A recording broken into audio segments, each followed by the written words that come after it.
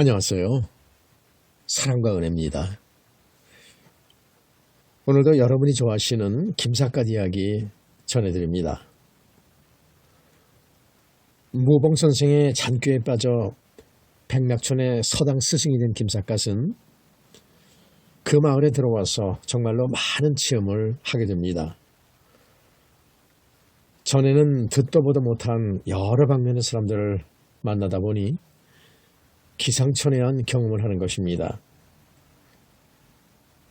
더구나 백낙촌 사람들은 그야말로 괴팍스럽고 이상한 사람들이다 보니 김삿갓은 하루하루 살아가는 것이 그저 놀람의 연속인 것입니다. 게다가 어줍지 않게 맡은 서당 훈장 노릇을 하는데 가르치는 아이들의 머리가 나빠서 천자문을 가르쳐 주어도 제대로 익히는 아이들이 없어 그냥 속이 탈 지경이었습니다. 그러다 보니 김삿갓은 골치 아프고 스트레스 받을 때면은 그곳 산 위에 있는 해월정이라는 정자에 올라가 시를 짓거나 또는 남의 시를 보며 나름의 시간을 보내고 있습니다. 어느 달 밝은 밤, 이 해월정에 오른 김삿갓은 뜻밖에도 한 여인과 늙은 중 사이에 벌어지는 음탕한 장면을 바라보게 됩니다. 해월정에서의 회포. 김삿갓이 무봉의 꿰임새에 걸려들어 훈장 노릇을 하게 된 지도 어록으로 4, 5개월. 세상에 훈장처럼 고리타분하고도 허무맹랑한 직업이 다시는 있을 것 같지 않았다. 날이면 날마다 콜리게들을 상대로 하늘천 땅지 아니면은 맹자왈 공자왈 이렇게 외고 있어야 하니 세상에 그처럼 따분한 직업이 어디 있겠냐는 말이다. 그나마 머리가 총명하여 쉽게 깨우쳐주는 아이가 덜어 있으면은 그런 대로 보람을 느낄 수도 있었겠지만 아이들은 모두가 까마귀 알을 먹었는지 열이 하나같이 아둔하기 이를 데 없어서 천, 지, 현, 황 네 글자를 열흘이 넘도록 가르쳐 주어도 다음날 아침이면 새카맣게 잊어버리는 데는 똥이 탈 노릇이었다. 김삿갓은 훈장의 똥은 개도 먹지 않는다는 속담이 생기게 된 연유를 이제야 알 것만 같았다. 인간세의 모든 욕망을 털어버리고 한평생을 학운 약처럼 한가하게만 살아가려던 내가 어쩌다가 이처럼 비참한 몰골이 되어버렸을까. 솔직히 말하면 김삿갓은 도망이라도 치고 싶은 충동을 하루에도 몇 번씩 받았다. 그러면서도 도망을 치지 못하고 하루하루를 질질 끌려오고 있는 원인은 자기가 떠나가면 20여 명 아이들의 장래가 너무도 불쌍해질 것이 뻔했기 때문이었다. 어린 것들의 장래를 위해 참을 수 있는 데까지 참고 견디면서 살아야겠다. 김삿갓은 시를 읊는다. 바다의 달은 빈 누각에 떠오르고 산 위의 구름은 청자난간을 지나가네. 모두가 실감나는 시들이었다. 고려 때의 고관이었던 고조기도 해월정에 대해 이렇게 읊어놓았다.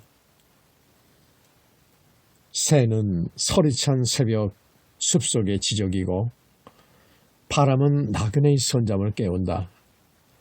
처마 끝에는 반쪽 달이 걸려있어 못다 이룬 꿈이 한가에서 끊기네. 김삿갓은 시간만 있으면 해월정에 올라와 고인들의 시를 감상하는 것을 유일한 낙으로 삼아오고 있었다. 달이 무척 밝은 어느 날 밤이었다. 이날 밤도 달 구경을 하려고 산길을 부지런히 올라오고 있노라니까 저 멀리 언덕 위로 옷을 하얗게 차려입은 아낙네 하나가 걸어 올라가는 것이 숲 사이로 가물가물 보이는 것이 아닌가. 아니, 저 아낙네가 이 밤중에 무슨 일로 이런 산중에 혼자 올라오고 있는 것일까?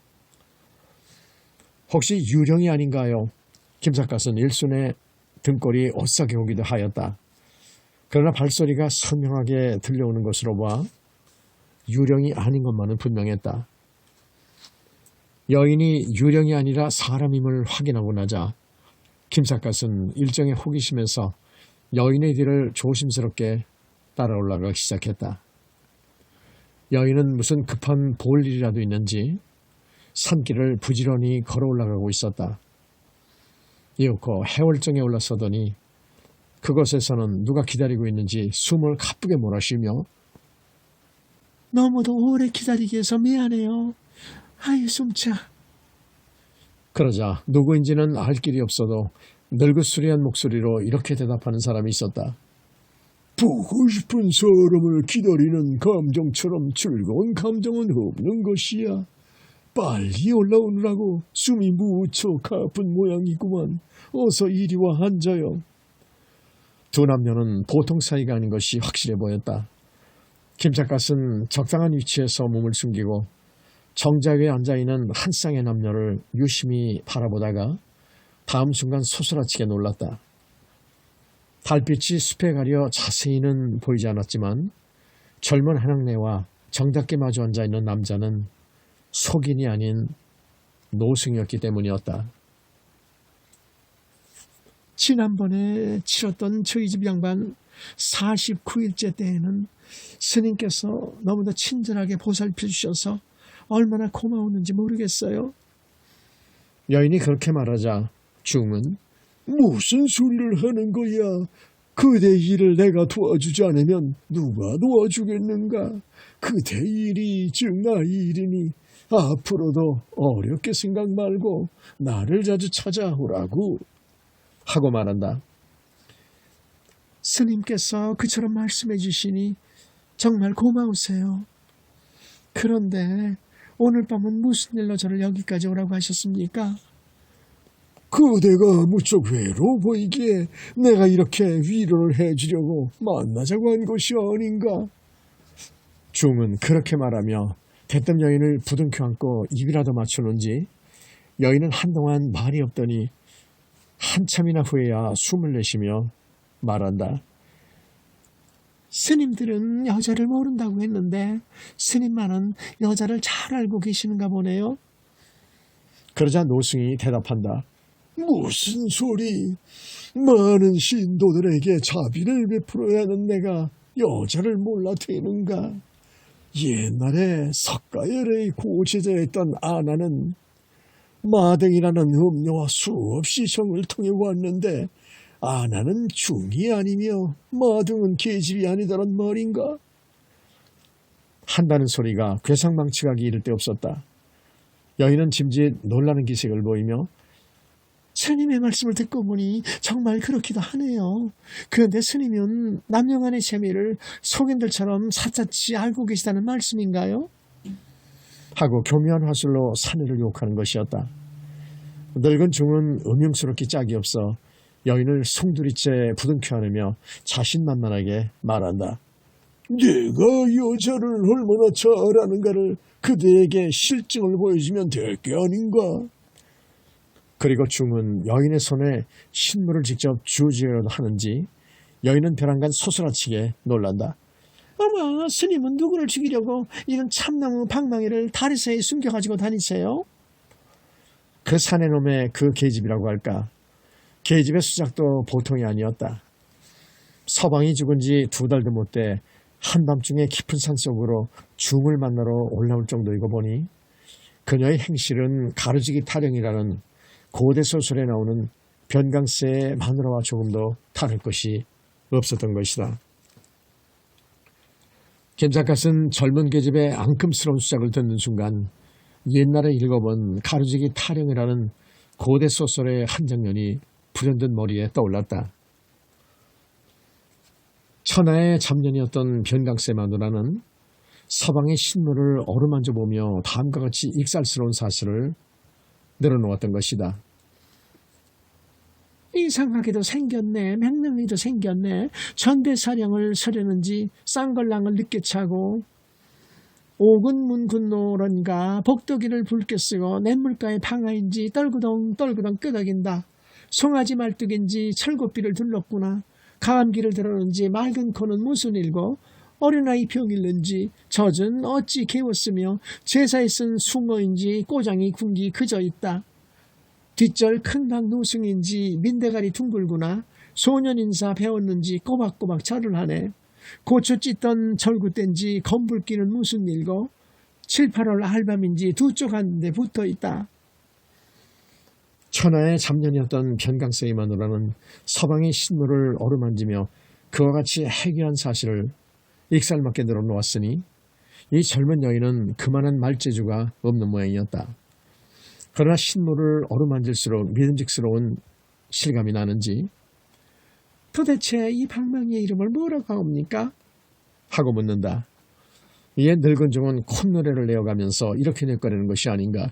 이 방망이로 말하면 만천하의 여인들을 살리기도 하고 죽이기도 하는 생살 여의봉이라고 하느니라. 선가에는 극락세계가 있으니 모든 여자들을 극락세계로 인도하는 물건이 바로 이 생살 여의봉이라는 걸 알아야 하는 거야. 그러자 여인은 벼랑간 새치만이 털어져 보이며 노승을 호되게 나무란다. 스님은 이 물건으로 모든 여성들을 극락세계로 인도하셨습니까? 이 물건이 나만을 위한 것이 아니고 모든 여성들을 위한 물건이라면 저는 죽어도 가까이 하고 싶지 아니하옵니다. 여인은 갑작스럽게 질투심이 솟구쳐 나와서 노승을 매정스럽게 밀어붙이는 모양이었다. 이에 노승은 자신의 실언에 크게 당황하는 눈치였다. 노승은 자기 딴에는 흥에 겨워서 지난날의 행실을 무심중에 노출시켜버린 셈이었는데 그로 인해 눈앞의 여인에게 책을 잡힐 줄은 미처 몰랐던 것이다. 그리하여 노승은 젊은 여인을 확살스럽게 끌어당겨 정열적으로 품에 안으며 이렇게 내꺼내되었다. 중생이 천만이라도 인연은 지각이 따로 있는 법. 나룻배를 타고 강을 함께 건넜다고 해서 모두가 인연으로 맺어지는 것은 아니야. 나는 봉이여 그대는 황이 아닌가. 자고로 봉과 황은 누구도 끊을 수 없는 인연임을 그대는 어찌하여 그리도 모르는가. 네, 이제 우리 두 사람은 삼생의 인연임을 그대에게 실증으로 보여주리라. 그리고 늙은 중은 여인을 마룻바닥에 깔아놓이고 실력 행사를 하는지 여인은 벼랑간 응? 하고 외마디 감탄사를 지르더니 잠시 후에는 콧소리로 스님은 사람을 죽이시네요. 사람을 살리는 것이 스님인 줄 알았는데 스님은 사람을 이렇게도 죽게 만드시니 이 무슨 일이오리까? 하고 앙탈이 아닌 앙탈을 부리고 있었다. 노승은 그럴수록 승리의 쾌감이 느껴지는지 불법이란 본시 신통하고도 형엄하여 사람을 죽일 수도 있고 살릴 수도 있느니라. 생살여의봉이란 이름은 그래서 생겨난 이름이 아니겠느냐. 하고 도도하게 큰 소리를 지르는 것이 아닌가. 김삿갓은 외간 남녀의 해괴망측한 추행을 끝까지 지켜볼 흥미는 없었다. 그리하여 발길을 돌려 산을 내려오기 시작했다. 그러면서도 중의 추행도 추행이지만 남편의 49일째를 계기로 늙은 중과 눈이 맞아 돌아가는 젊은 여인의 행실에는 개탄을 금할 길이 없었다. 삼강 오르는 힘이 땅에 떨어졌구나. 지난날 보림사의 무연대사라는 중은 마누라가 5세, 아들은 치정자나 있다고 하였다. 그런데 조금 전에 목격한 노승은 처자가 있고 없는 것은 알 길이 없지만 불공을 드리려고 찾아오는 여자 신도들을 교묘하게 농락하고 있는 것만은 확실하지 않던가. 절이라는 곳은 여자들이 함부로 찾아다닐 곳이 못 되는구나.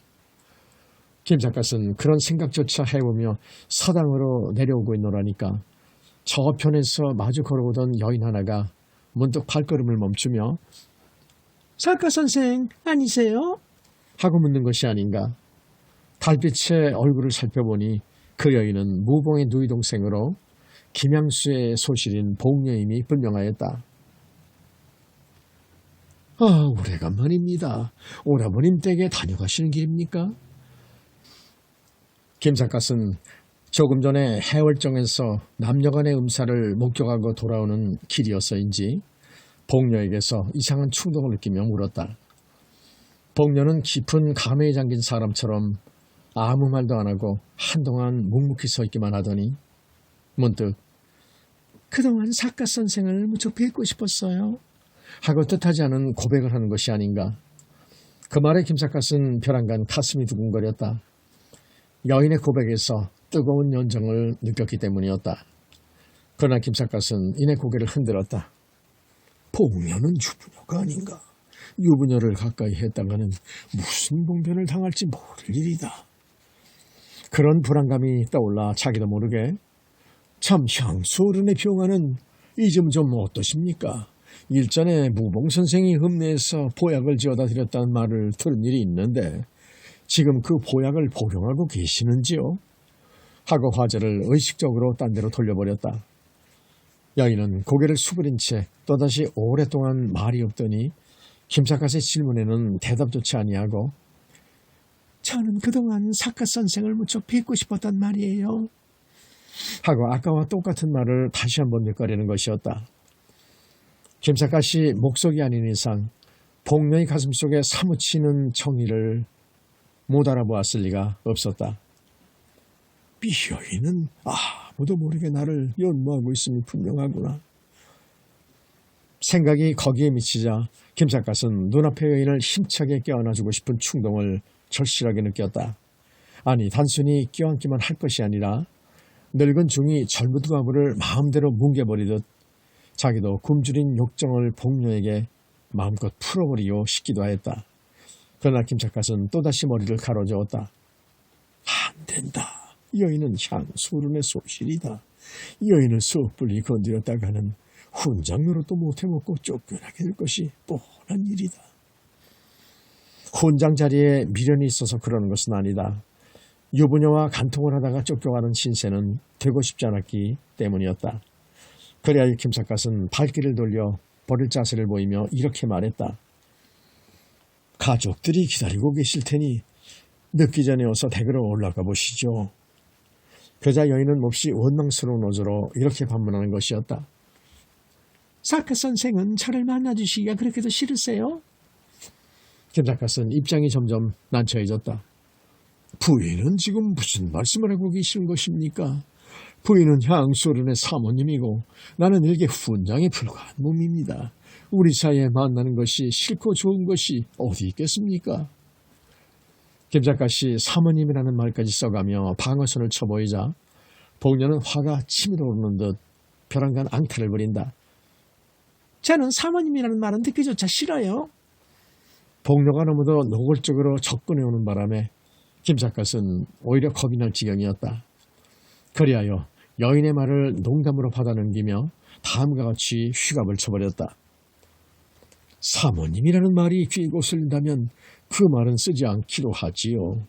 이러나 저러나 우리가 한밤중에 길가에 오랫동안 마주서 있으면 누가 무슨 곡해를 할지 모르니까 어서 올라가시는 게 좋을 것 같습니다. 그러나 여인은 좀처럼 헤어지려고 하지 않았다.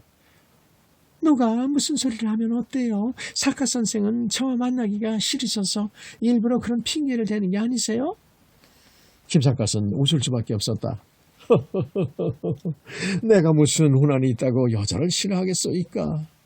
나는 아무래도 상관없지만 여사에게 무슨 누가 미칠까 싶어 조심을 할 뿐이지요. 복녀는 그 말을 듣고 나서야 털어졌던 마음이 한결 풀리는지 선생이 그런 심정으로 저와 만나기를 조심하신다면 저도 선생의 심정을 이해는 하겠어요. 그러나 제가 선생을 무척 사모하고 있다는 사실만은 잊지 말아 주셨으면 고맙겠어요. 하고 또다시 연정을 토로하는 것이 아닌가. 내가 목석이 아닌 바에야 여사의 심정을 어찌 모를 리가 있겠소.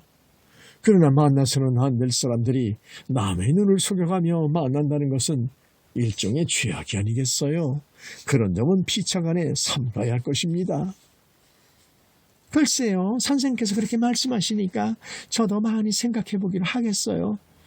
그러나 견디기 어렵도록 그리워진다면 어쩔 수 없는 일이 아니겠어요? 사람의 도리에 어긋나는 일이라면 아무리 괴롭더라도 참을 수밖에 없지 않겠습니까? 선생 말씀은 잘 알아들었습니다. 그러면 오늘은 이만 돌아가 보겠어요. 복녀는 이제야 겨우 제정신으로 돌아온 듯 걸음을 옮겨 자기 집으로 올라가기 시작한다. 김삿갓은 제자리에 멈춰서서 멀어져가는 여인의 뒷모습을 바라보며 자기도 모르게 불쌍한 여인 하고 입속말로 중얼거렸다. 생각하면 불쌍하기 짝없는 여자다. 19살이라는 꿈 많은 나이에 70고령인 김양수의 소실로 쓰러자니 무슨 신통한 일이 있을 것인가. 밥 걱정이 없는 것만은 다행한 일일지 모르나 사람은 밥만 먹는다고 행복스러운 것은 아니다. 무봉은 김양수의 돈과 세도를 이용해 먹으려고 누이 동생을 소실로 주어버린 모양이니 복녀는 결국 오빠를 위해 희생제물이 되어버린 셈이 아니고 무엇인가? 그런 생각을 하며 서당으로 돌아와 보니 무봉이 경영하는 백중국 약국에 불이 환히 켜져 있었다. 한밤중에 약국에 불이 환히 켜 있는 것이 이상스러워서 김삿갓은 약국에 들러 보았다. 무봉 선생 계시오이까? 문 밖에서 그렇게 부르자 방 안에서 무봉의 대답이 들려 나온다. 썩거 선생이요. 어서 들어오시오. 무심코 방 안으로 들어서 보니 무봉은 30세가량 되어 보이는 젊은 남녀와 마주 앉아 있었다. 아, 밤중에 환자가 오신 모양이구려. 김삿갓이 환자를 보고 돌아서 나오려고 하자 무봉은 손을 흔들며 만류했다. 환자는 곧 돌아갈 것이니 잠깐만 거기 앉아 계시오. 며칠 못 만났으니 술이라도 한잔 해야 할 게 아니오. 김삿갓은 술도 술이지만 무봉이 환자를 어떤 식으로 치료해 주는가 궁금하여 윗목에 눌러앉아 있었다. 환자는 남자가 아니고 여자인지 무봉은 젊은 한학내의 손목을 자기 앞으로 끌어당기며 말한다.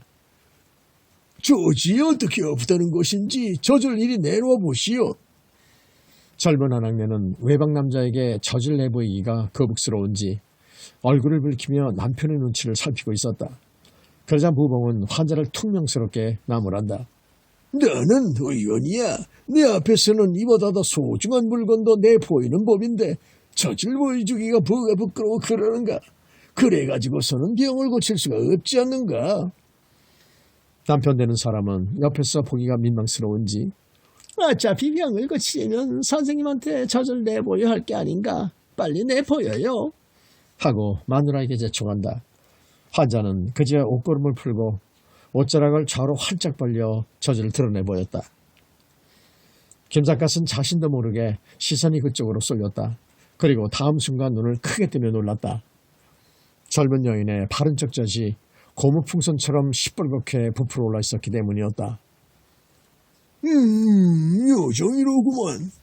무봉은 시뻘겋게 부풀어 오른 젖무덤을 이모저모로 시진을 하고 나더니 옆에 있는 남편을 퉁명스럽게 나무라는 것이었다. 이 사람아, 마누라의 젖이 이처럼 공기까지는 몹시 아팠을 터인데 자네는 그동안에 무엇을 하고 있었단 말인가? 서방이란 밤마다 마누라의 궁둥이만 두들겨주면 그것으로 그만인 줄 알았단 말인가? 남편 되는 사람은 무안스러워 얼굴을 붉혔다. 아니올시다. 그동안 약국을 여러 군데 찾아다녔지만 별로 효임을 보지 못해 결국은 선생님을 찾아오게 된 것입니다. 처음부터 나를 찾아올 일이지. 그동안에 괜스레 돌팔이 의원들만 찾아다녔던 모양이로구만. 무봉은 모든 의원들을 이런 지하에 돌팔이 의사로 처단해버린다. 김삿갓은 무봉이 어쩌려고 저렇게 큰 소리를 치는가 싶어 옆에서 보기에 불안해 견딜 수 없었다. 환자의 남편 되는 사람도 무봉의 큰 소리를 믿을 수가 없는지 선생님은 이 병을 고쳐줄 수 있겠습니까? 하고 묻자 무봉은 또다시 큰 소리를 치고 나온다. 이 사람, 이런 병을 내가 못 고치면 누가 고친단 말인가? 그리고 이번에는 환자의 얼굴을 마주보며 묻는다. 그동안에 몹시 아팠지? 네, 몹시 아팠사옵니다. 이렇게 굶기까지는 너무도 아파 잠을 자지 못할 지경이었습니다.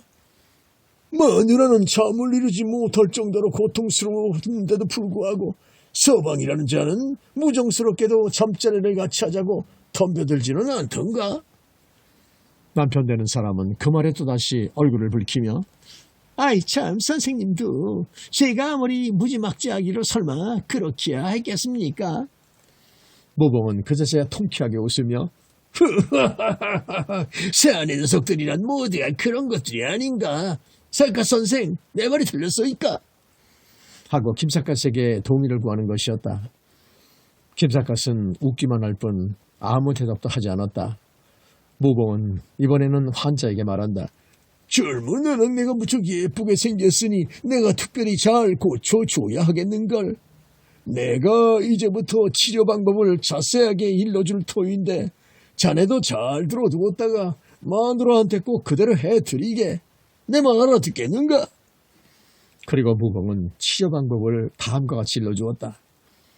이제부터 집에 돌아가거든 사람의 똥을 한지에 겹겹이 싸가지고 화롯불 속에 묻어두어서 우선 똥을 구워내도록 하게.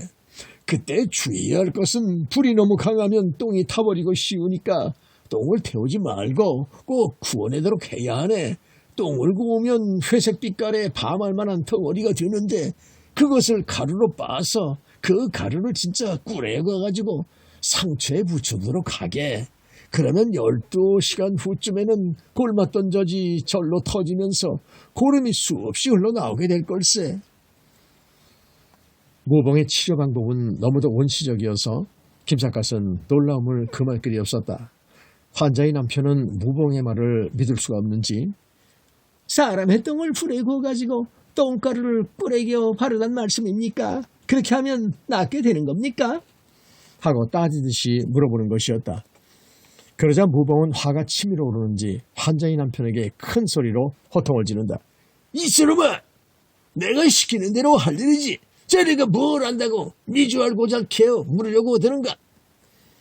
환자의 남편은 호된 책망을 듣고 얼굴을 붉힌다. 죄송합니다. 꼭 선생님 분부대로 하겠습니다. 그런데 한 가지 미심스러운 점이 있사옵니다. 똥가루를 꿀에 기어 상처에 붙이라고 말씀하셨는데 상처란 어느 부위를 말씀하시는 것이옵니까? 그러자 모봉은 환자에게 묻는다. 유종이 처음으로 시작될 때 젖속에 밤알 만한 응어리가 생겼다가 그것이 곰고 골아서 지금처럼 전체가 부어올랐을 것이 아닌가? 어때? 내 말이 맞겠지? 환자가 고개를 끄덕인다. 예, 그러하옵니다. 처음에는 젖속에 밤알 같은 응어리가 생기더니 그것이 점점 골마서 이렇게 되었사옵니다. 몰랑 그러실 거야. 그러니까 약은 그 응어리가 생겼던 자리에 붙이면 되는 걸세. 걸맞던 고름이 터져나오면 그 후에는 어떻게 해야 합니까? 고름을 깨끗이 짜고 나거든. 그때는 찰밥을 소금에 개어서 그 자리에 발라두도록 하게. 농액을 계속해서 빨아내는 데는 찰밥 이상으로 좋은 약이 없기 때문이네. 찰밥을 하루에도 너댓 번쯤 갈아대야 하네. 그래서 10여일이 지나면 고름이 마르면서 속에서 새빨간 새살이 살아나오게 될 걸세. 그때는 내가 약을 줄 테니 그 고약을 바르도록 하게. 그러면 보름쯤 후에는 완전히 낫게 될 걸세. 모봉은 자신만만한 어조로 그렇게 말하고 나서 서랍 속에서 고약 5봉지를 꺼내주는 것이었다. 환자의 남편은 고약을 두 손으로 받아들며 말한다. 선생님 고맙습니다. 이 사람아, 자네는 내가 아니었으면 틀림없이 호라비가 되고 말았을 걸세. 마누라 유정이 깨끗이 났거든. 나이 덕택인 줄로 알게. 그야 물론 있죠. 약값을 얼마나 드리면 되겠습니까? 김삿갓은 약값을 얼마나 받으려는가 무척 궁금하였다. 모봉은 약간 말인가? 하고 김삿갓을 돌아다보며 싱그레 웃고 나더니 이렇게 말하는 것이었다. 죽을 사람을 살려주는 셈이니까 약값을 제대로 받으려면 천냥은 받아야 할 거야. 그러나 자네 마누라가 워낙 미인이기 때문에 특별히 할인해 줄 테니 한 냥만 내게. 환자의 남편은 천냥이라는 말에 어안이 벙벙해졌다가 한 냥만 내려는 소리에 크게 기뻐하며 약값을 싸게 해주셔서 정말 고맙습니다. 즉석에서 돈을 내놓고 모봉은 서슴지 않고 받아 넣으며 약값을 특별히 싸게 해주었으니까 마누라의 병이 다 났거든 술이나 한 병 들고 오게. 그것은 의사에 대한 환자의 예의라는 것이야. 사카 선생 안 그렇소이까? 모범은 또 한 번 호탕하게 웃으며 환자들어 어서 가보라고 손짓을 해보이는 것이었다. 환자가 가고 나자 김삿갓은 아랫목으로 내려와 무봉과 마주 앉으며 묻는다.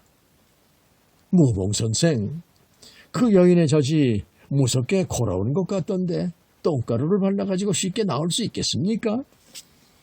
치료 방법이 너무도 불결하고 유치해 보여서 김삿갓은 솔직하게 의문을 토로한 것이었다. 그러자 무봉은 정색을 하며 김삿갓을 나무란다. 사카 선생은 무슨 말씀을 그렇게 하시오? 유정을 낫게 하는 데는 그런 방법 위에 또 뭐가 있다는 말씀이요? 그 방법은 우리네 조상들이 여러 백년을 두고 써내려오던 방법이란 것을 모르시오? 똥가루를 꿀에 겨워 바르면 유정이 틀림없이 낫는다는 말씀입니까? 내 말대로 해서 유정이 낫지 않는다면 내가 환자한테 거짓말을 했다는 말씀인가요? 모봉은 따지고 드는 자세로 반문한다. 무봉 선생이 설마 환자한테 거짓말을 하셨을 리는 없겠지요. 그러나 저로서는 얼른 믿어지지가 않아 한번 물어왔을 뿐입니다. 학문에 있어서는 난다긴다는 사카 선생도 의술에 있어서만은 판무식이구려. 그야 물론 쇠꼬치를 시뻘겋게 달고 가지고 젖을 직접 찔러서 고름을 뽑아내는 방법도 없지는 않아요. 그러나 그런 방법으로 치료를 한다고 흉터가 남아서 못 쓰는 법이에요. 내가 알려준 방법대로 해야만 흉터가 안 생긴다는 사실을 아세요. 정말 그렇다면 얼마나 다행이겠습니까? 내가 워낙 무식해 동의보감은 못 배웠지만 민간요법에 있어서는 나를 당할 자가 없어요. 천하의 명이었다는 화타나 편자견들 별사람인 줄 아시오? 두고 보시오. 오늘 어떤 그 사람이 한 달쯤 후에는 병을 낫게 해주고 고맙다고 하면서 술을 한 병쯤 들고 나를 반드시 찾아오게 될 것이요. 그때는 그 술도 사카 선생과 함께 나눠 먹겠지만은 우선 오늘은 집에 있는 술이라도 한 잔씩 나누기로 합시다. 모봉은 그렇게 말하며 부엌에다 대고 술상을 빨리 차려오라고 호령을 지르는 것이었다. 이윽고 술상이 들어오자 모봉은 술잔을 나누며 말한다. 사카 선생에게 동의보감까지 배우면은 나도 만고에 빛나는 명의가 될 자신이 있어요. 근데 그놈의 책을 구할 수가 있어야 말이죠. 김삿갓은 병이라는 말을 듣자 불현듯 김양수가 와병 중인 것이 머리에 떠올라 이렇게 물어보았다. 참 조금 전에 노상에서 내씨를 만났는데 향소른의 병화는 아직도 좋지 않으신 모양이죠.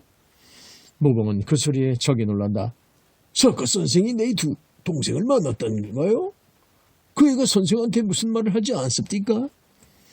조금 전에 노상에서 만났을 때 복녀는 김삿갓에게 이상한 눈치를 보이며 언제 한번 선생님을 조용히 만나 뵙고 싶다고 분명하게 말한 일이 있었다.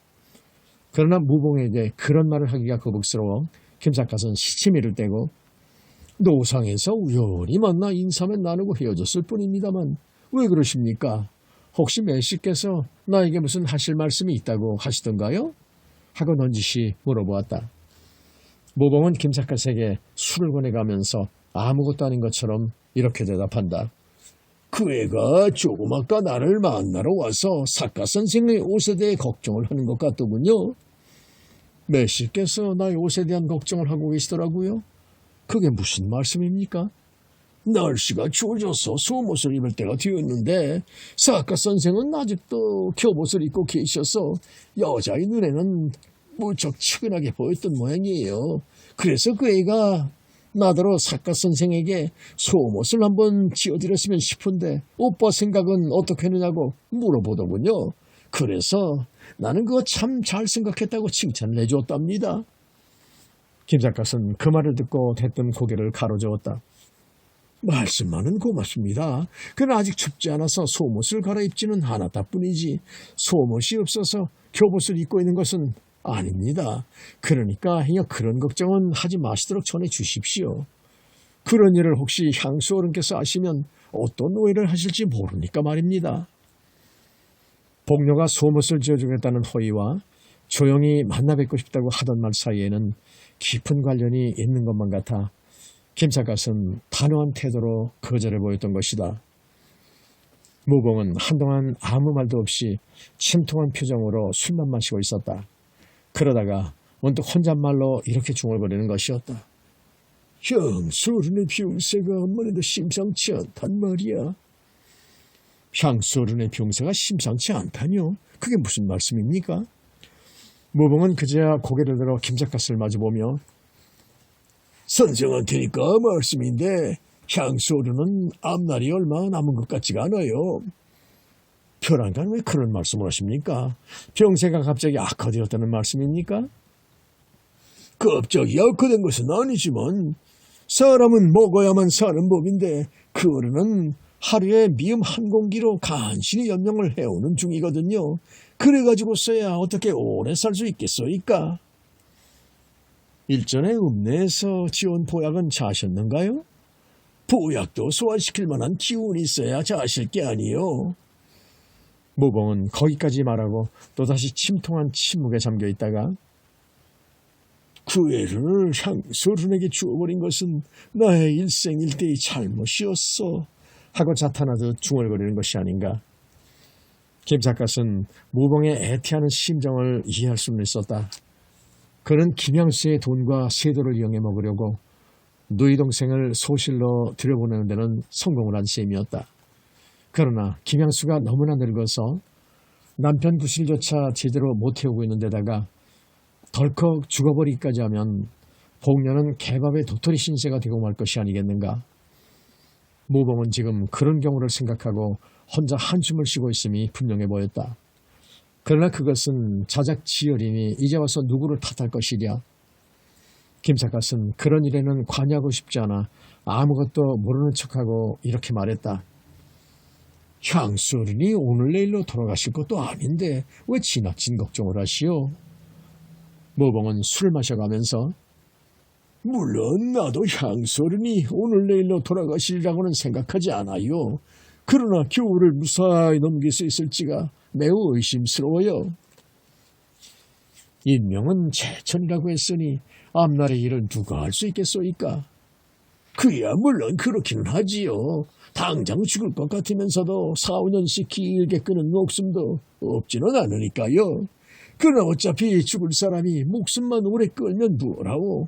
그럴수록 누이 동생의 신세만 비참해질 뿐이지요. 김삿갓은 그와 같이 우울한 화제에서는 한시 앞이 벗어나고 싶었다. 그런 우울한 얘기는 집어치우고 술이나 유쾌하게 마십시다. 이 좁은 술자리에서 그런 얘기를 하다 보니 술맛이 떨어집니다. 알겠소이다. 그런 얘기는 집어치우고 술이나 마십시다.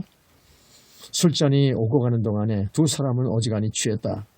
그러나 무봉은 아무리 취해도 누이 동생의 일만은 잊어버릴 수가 없는지 또다시 그 얘기를 들고 나온다. 어머니 아버지가 돌림병으로 한꺼번에 돌아가신 것은 그 애가 6살 때의 일이었어요. 그때부터는 그 애를 내가 맡아 길러왔으니까 그 애는 말이 누이 동생일 뿐이지 나에게는 딸이나 친비 없는 아이예요.